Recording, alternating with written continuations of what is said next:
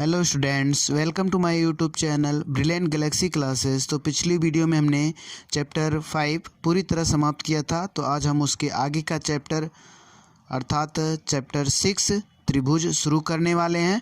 तो त्रिभुज पढ़ने से पहले आप जो है समरूप आकृतियाँ तथा सर्वांगसम आकृतियों के बारे में अच्छी तरह से समझ लें ताकि प्रश्नावली 6.1 आसानी से हल कर सकें। तो आइए शुरू करते हैं। तो देखिए समरूप आकृतियाँ क्या होती हैं या इंग्लिश में सिमिलर फिगर कह सकते हैं। दो समरूप आकृतियों के आकार शेप समान होते हैं परंतु इनके अमाप साइज समान होने आवश्यक नहीं है। तो देखिए कोई दो आकृतियाँ जिसके शेप समान हो परंतु इनकी जो साइज है वे समान होना आवश्यक नहीं है, अर्थात समान हो भी सकती है और नहीं भी हो सकती है, तब भी वह क्या होगा, समरूप आकृति कहलाएगी। जैसे यहाँ पे हम एग्जाम्पल के माध्यम से इसको स्पष्ट कर रहे हैं। देखिए यहाँ पे दो आकृति आप देख पा रहे हैं और दो वृत्त हैं जिसके शेप तो सेम होंगे, सेम ही है शेप, यह भी वृत्त है और यह भी वृत्त है, तो शेप आपका सेम है, लेकिन इसकी जो साइज़ है अलग अलग है, बराबर नहीं है, साइज़ बराबर नहीं है। तो यह समरूप आकृति हो गई। समरूप आकृति की परिभाषा में आपने देखा है कि जिसका शेप समान हो और साइज समान होना आवश्यक नहीं है। तो इस प्रकार यह दोनों आकृति क्या हो गई, समरूप आकृति हो गई। देखिए दूसरा एग्जाम्पल, यहाँ पे आप देख पा रहे हैं दो आकृतियाँ दी गई हैं जिसके शेप समान है तथा साइज भी बराबर है। इन दोनों वृत्त में R1 = R2 है, अर्थात ये दोनों वृत्त एक बराबर हैं, आकार भी वही है और साइज भी वही है, तो यह भी समरूप आकृतियाँ कहलाएंगी, ठीक। लेकिन यह सर्वांगसम आकृति भी कहलाएगी क्योंकि प्रत्येक सर्वांगसम आकृति समरूप आकृति भी होती है, लेकिन प्रत्येक समरूप आकृति सर्वांगसम आकृति नहीं हो सकती है। केवल वही समरूप आकृतियां सर्वांगसम होती हैं जिसका आकार तथा अमाप बराबर होते हैं, या कह सकते हैं जिसका शेप तथा साइज बराबर हो, वही समरूप आकृतियां सर्वांगसम आकृति कहलाएगी, ठीक। तो आप देख पा रहे हैं इस एग्जाम्पल में यह समरूप आकृति भी है और सर्वांगसम आकृति भी है। अब आते हैं तीसरे एग्जाम्पल पे। देखिए यह दो समबाहु त्रिभुज है। देखिए इनका भी शेप बराबर है लेकिन साइज बराबर नहीं है, तो यह भी समरूप आकृति हो गई, ठीक। तो अब जान लेते हैं सर्वांगसम आकृतियों के बारे में। देखिए सर्वांगसम आकृतियाँ क्या होती हैं, कॉन्ग्रुएंस फिगर। दो सर्वांगसम आकृतियों के आकार तथा अमाप समान होते हैं या जिनके शेप और साइज दोनों समान हो वे क्या होते हैं, सर्वांगसम आकृति होती हैं। अर्थात एक के ऊपर दूसरे को अगर रखा जाए वे एक दूसरे को ढक लेंगी, वे सर्वांगसम आकृति होती हैं, अर्थात पूरी तरह से इक्वल। तो अब देखिए यहाँ पे आप एग्जाम्पल के माध्यम से हम आपको दिखा रहे हैं, दो वृत्त दिखाई दे रहे हैं R1 R2 जिसमें बराबर है, इसकी त्रिज्या इसकी त्रिज्या के बराबर है। तो हम कह सकते हैं इस वृत्त को अगर इसके ऊपर रखा जाए तो यह पूरी तरह से इसको ढक लेगा, अर्थात ये दोनों बराबर हैं, तो हम कह सकते हैं यह सर्वांगसम आकृति है। सर्वांगसम आकृति मतलब एकदम शेप और साइज दोनों बराबर होना। अगर एक के ऊपर दूसरे को रखा जाए, पुट किया जाए, तो वह फिगर एकदम एडजस्ट हो जाएगा, बिल्कुल भी बाहर नहीं रहेगा, ठीक। तो देखिए हम जानते हैं कि प्रत्येक सर्वांगसम आकृति समरूप आकृति कहलाती है, तो यह सर्वांगसम भी है और समरूप भी है, क्योंकि सर्वांगसम अगर हो गया तो वह समरूप भी होगा, ठीक। अब देखिए आते हैं दूसरे एग्जाम्पल पे। यहाँ पे आप देख पा रहे हैं दो वृत्त हैं जिनकी प्रत्येक भुजा 2-2 सेंटीमीटर दो वर्ग हैं जिनकी प्रत्येक भुजा 2-2 सेंटीमीटर है और देखिए यह भी सर्वांग सम आकृति है क्योंकि शेप और साइज दोनों बराबर है। शेप वर्ग का है और यह भी वर्ग का है और साइज देख पा रहे हैं 2-2 सेंटीमीटर प्रत्येक भुजा है। तो शेप और साइज बराबर होने पर यह सर्वांग सम आकृति कहलाएगी। और यह भी आप जानते हैं प्रत्येक सर्वांग सम आकृति समरूप आकृति होती है, तो यह समरूप भी है और सर्वांग सम भी है। यहाँ पे नोट में देखिए, इस पर विशेष ध्यान दीजिएगा। प्रत्येक सर्वांग सम आकृतियाँ समरूप होती हैं। प्रत्येक सर्वांग सम आकृतियाँ समरूप होती हैं।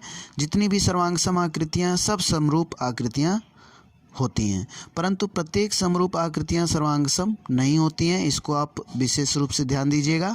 केवल वही समरूप आकृतियाँ सर्वांग सम होती हैं जिसका आकार तथा आमाप या शेप और साइज बराबर होते हैं। ठीक, तो आशा करते हैं यहाँ तक आपको समझ में आया होगा। अब आगे देखते हैं बहुभुज और बहुभुज की सर्वांग समता के बारे में जान लेते हैं। तो पहले हम बहुभुज की परिभाषा देख लेते हैं। 3 या 3 से अधिक भुजाओं से बंद आकृति को बहुभुज कहते हैं। ठीक, 3 या 3 से अधिक भुजाओं से बंद आकृति को बहुभुज कहते हैं। तो देखिए 3 भुजा से बंद आकृति को बहुभुज कहेंगे तो सबसे कम भुजा से बंद आकृति आप त्रिभुज बनाएंगे। तो त्रिभुज जो है भी बहुभुज हुआ, और 4 भुजा से बंद आकृति चतुर्भुज हो गया, 5 भुजा से बंद आकृति पंचभुज हो गया। तो लेकिन ये सब बहुभुज के ही उदाहरण हैं, पंचभुज, षष्ठभुज। ठीक, तो ये सब जो है बहुभुज के ही उदाहरण हैं। जो त्रिभुज, चतुर्भुज, पंचभुज ये सब बहुभुज कहलाते हैं। तो आइए देखते हैं बहुभुज की समरूपता के बारे में। बहुभुज कब आपस में समरूप होते हैं? देखिए भुजाओं की समान संख्या वाले 2 बहुभुज समरूप होते हैं। कब होते हैं? 2 कंडीशन है उनके लिए। यदि उनके सभी संगत कोण बराबर हों, यदि उनके सभी संगत कोण बराबर हों, उनकी सभी संगत भुजाएं समान अनुपात में हों, या कहें कि अनुपातिक हों। तो ये 2 कंडीशन है बहुभुज के लिए। आप देख पा रहे हैं ये 2 बहुभुज। यहाँ पे एक चतुर्भुज है और जिसके कोण हैं 105 डिग्री ए पे हैं, फिर 100 डिग्री है, फिर 70 डिग्री है, फिर 85 डिग्री है। ठीक, और इनकी भुजाएं क्रमशः आप देख पा रहे हैं। इसी प्रकार दूसरा PQRS चतुर्भुज है, यह भी बहुभुज ही है। तो यहाँ पे भी P पर 105 डिग्री, 100 Q पे है, R पे 70 और S पे जो है 85 डिग्री। तो यहाँ पे आप देख पा रहे हैं कि सभी कोण A जो है कोण P के बराबर है, और B जो है Q के बराबर है, C जो है R के बराबर है, D जो है S के बराबर है। ठीक, तो यहाँ पे देख पा रहे हैं संगत कोण बराबर हैं। तो पहली कंडीशन तो पूरी हो गई, लेकिन जो संगत भुजाओं का अनुपात क्या अनुपातिक है, समानुपातिक है? तो इसको हम चेक कर सकते हैं। तो यहाँ पर आपको हम दिखा दे रहे हैं। तो यहाँ पे आप देख सकते हैं AB जो भुजा है और PQ का हम अनुपात निकाल रहे हैं। ठीक, संगत भुजाएं हम इनको ले रहे हैं, क्योंकि अपने माइंड से सोचना पड़ेगा कि किसका सब भुजाओं को अनुपातिक दिखाने के लिए किसका किसका अनुपात बराबर हो सकता है। तो हमने यहाँ पे AB और PQ ले रहे हैं। ठीक, तो AB बटे PQ हम निकाल रहे हैं, AB बटे PQ। तो AB भुजा कितनी है? 1.5 सेंटीमीटर और ये 3 सेंटीमीटर। ये इससे कट गया, और यहाँ पे देखिए 1.5 से ये कटेगा तो 3, 1.5 1 कम 1.5, 1.5 दूनी 3, 1 और 2 का अनुपात। ठीक, और फिर इसके बाद देख सकते हैं BC और QR का अनुपात निकाल लीजिए, BC और QR का।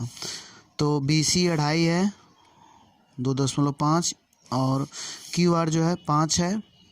यहाँ पे आप काटेंगे तो 2.5 दूनी 5, 1/2 आ जाएगा, 2.5 एकम 2.5, 2.5 दूनी 5, यहाँ पे 2 आ जाएगा। यहाँ पे भी अनुपात देख रहे हैं 1 और 2 का है।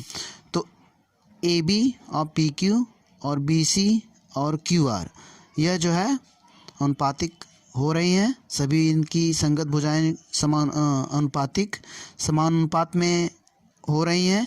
अब हम DC और SR को चेक कर लेते हैं। देखिए 2.4 है और 4.8 है, तो जाहिर सी आप देख पा रहे हैं, जाहिर सी बात है कि इसका भी अनुपात 1 और 2 का होगा। और AD और PS को देख ले रहे हैं, 2.1 सेंटीमीटर भुजा है और दूसरी भुजा 4.2 सेंटीमीटर है दूसरे चतुर्भुज की, तो इसका भी अनुपात सेम ही होगा 1 और 2 का। तो इस प्रकार इन दोनों चतुर्भुज में, ठीक, हमने यह देखा, क्योंकि यह चतुर्भुज बहुभुज भी है, तो हमने इन बहुभुज में यह देखा, दोनों बहुभुज के सभी संगत कोण बराबर हैं और भुजाएं अनुपातिक हैं। तो इस प्रकार यह दोनों बहुभुज आपस में समरूप बहुभुज कहलाएंगे। यहाँ पे भी देख लेते हैं, प्रत्येक कोण 90-90 डिग्री है और जो भुजाओं का अनुपात है 2 और 3 का है। तो यहाँ पर कोण भी, संगत कोण भी बराबर हैं और जो भुजाएं भी समान अनुपात में हैं, तो हम कह सकते हैं यह बहुभुज भी आपस में समरूप बहुभुज होगा। छोटे बड़े से हमें नहीं मालूम है, एक एग्जाम्पल और लेते हैं जो कि समरूप नहीं है, तो हम इसको स्पष्ट करने के लिए एग्जाम्पल ले रहे हैं। देखिए यहाँ पर आप देख पा रहे हैं कि भुजाओं का अनुपात जो है बराबर है। देखिए AB 2.1 है और यहाँ पे PQ 4.2 है, ठीक। तो ये अनुपात 1 और 2 का होगा, ठीक।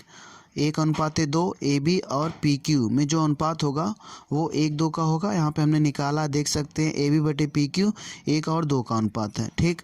अब BC/QR देख सकते हैं, इसका भी अनुपात 1 और 2 का होगा और DC और RS का भी अनुपात 1 और 2 का होगा। तो यहाँ पे भुजाएं तो समान अनुपात में हैं, परंतु इनकी जो संगत कोण है वह जो है बराबर नहीं है, ठीक।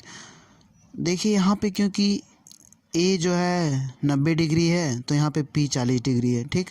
तो यहाँ पे आप देख पा रहे हैं कि भुजाएं समान अनुपात में हैं, परंतु कोण जो है इनके संगत कोण बराबर नहीं है। तो हम कह सकते हैं कि यह जो है बहुभुज आपस में समरूप नहीं होगा, ठीक। तो आशा करते हैं वीडियो आपको पसंद आई है। Thank you for watching my video. यदि वीडियो पसंद आए तो लाइक, शेयर और सब्सक्राइब करें। Thank you for watching.